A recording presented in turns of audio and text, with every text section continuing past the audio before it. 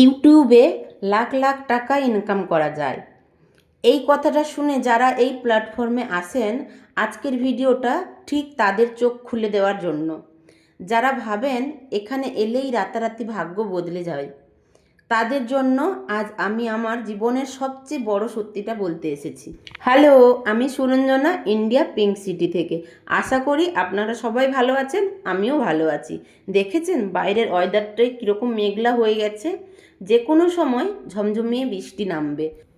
এই মেঘলা ওয়েদারের মাঝেই আজকে ভাবলাম একটু রান্নাঘরটা গোছাবো, দুপুরের রান্নাটা বসাবো, আর কাজ করতে করতেই আপনাদের সাথে শেয়ার করব আমার জীবনের কাহিনী আর আমার এই ইউটিউবের আসল জার্নিটা।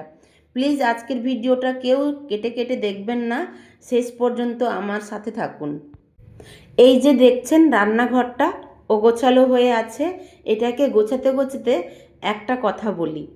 আমি যখন প্রথম ইউটিউবে কাজ করা শুরু করি, তখন ভাবতাম আরে একটা ভিডিও বানিয়ে ছেড়ে দিলেই হলো, হাজার হাজার ভিউ চলে আসবে।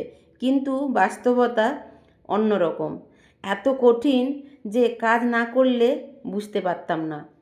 আর সত্যি কথা বলতে, আমি তো কোনো বড় সেলিব্রিটি, নামি কোনো বড় ইউটিউবার নই যে আমার ভিডিও দেখার জন্য সবাই পাগল হয়ে থাকবে।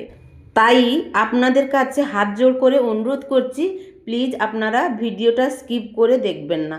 ভিডিওটাতে অনেক কিছু জানার এবং শেখার আছে, একটু মন দিয়ে পুরো ভিডিওটা দেখুন। একটা হাউসওয়াইফ বা ঘরের বউ হয়ে সংসারের সব কাজ সামলে এই রান্নার ফাঁকে ফাঁকে ক্যামেরা অন করে ভিডিও করা যে কতটা কষ্টের, তা কেবল যারা করে তারাই জানে। বাইরের আকাশটা দেখছেন কেমন মেঘলা হয়ে আছে, ঠিক এই আকাশের মতোই না আমার মনের ভেতরটাও মাঝে মাঝে মেঘে ঢেকে যায়। এই ইউটিউবে যারা আসে তারা প্রত্যেকে নিজের পিঠে একটা মস্ত বড় বোঝার মতো এক রাস আশা নিয়ে আসে। কিন্তু কেউ আসে নিজের পায়ে দাঁড়াতে, কেউ আসে পরিবারের পাশে দাঁড়াতে, আবার কেউ আসে একটা পরিচয় তৈরি করতে। আমিও ঠিক এই রকমই একটা বুক ভরা আশা নিয়ে এসেছিলাম। ভেবেছিলাম নিজের একটা আলাদা পরিচয় তৈরি করব, সবাই আমাকে আমার নামে চিনবে।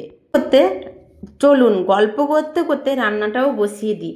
আজ একটু দেরি হয়ে গেছিলো, তাই আজকে ভাবলাম একটু হালকা পাতলা রান্নাই করব।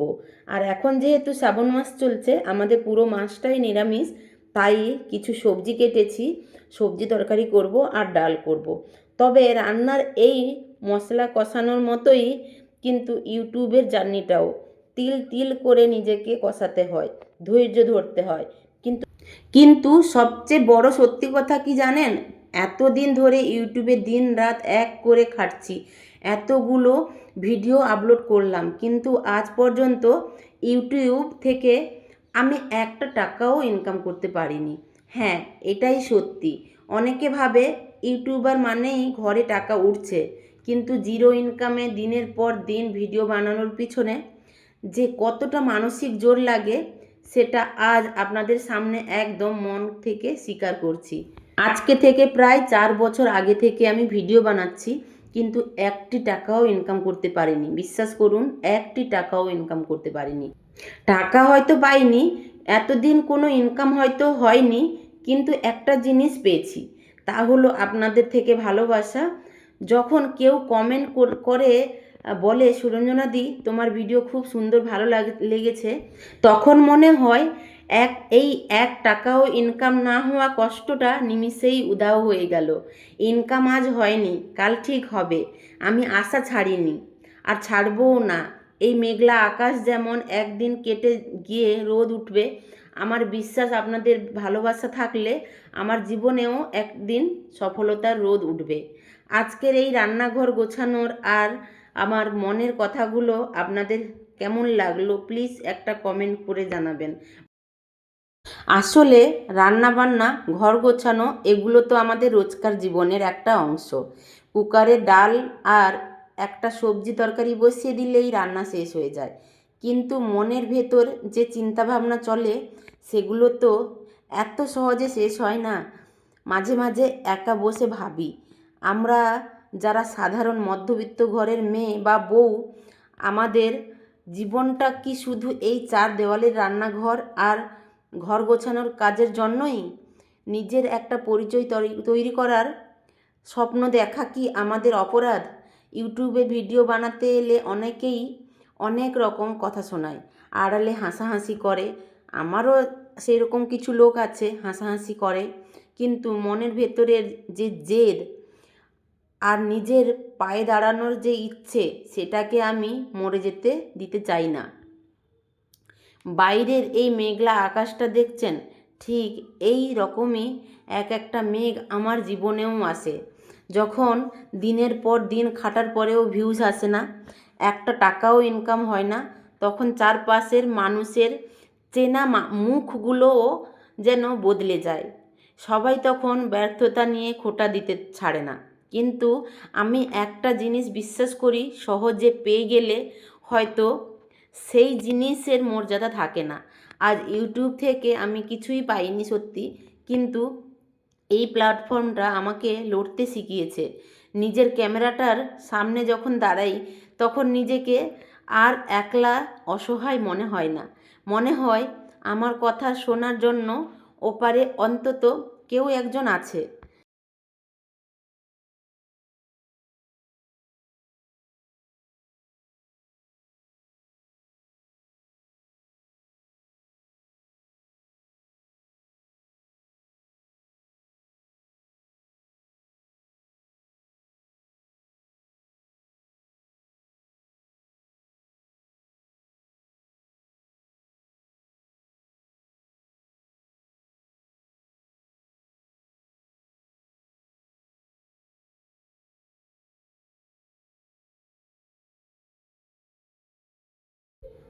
তাই আমি বলবো, জীবন পরিস্থিতি যতই মেঘলা হোক না কেন, নিজের ওপর থেকে ভরসা হারাবেন না।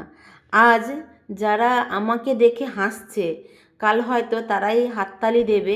আপনাদের এই যে একটুখানি ভালোবাসা, এটাই তো সুরঞ্জনার আসল প্রাপ্তি।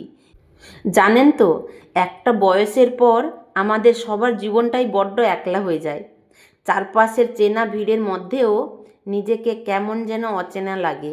প্রতিদিন ওই একই রুটিন, সকালে ঘুম থেকে ওঠা, ঘর গোছানো, কুকারে ডাল আর সবজি রান্না করা, বাস।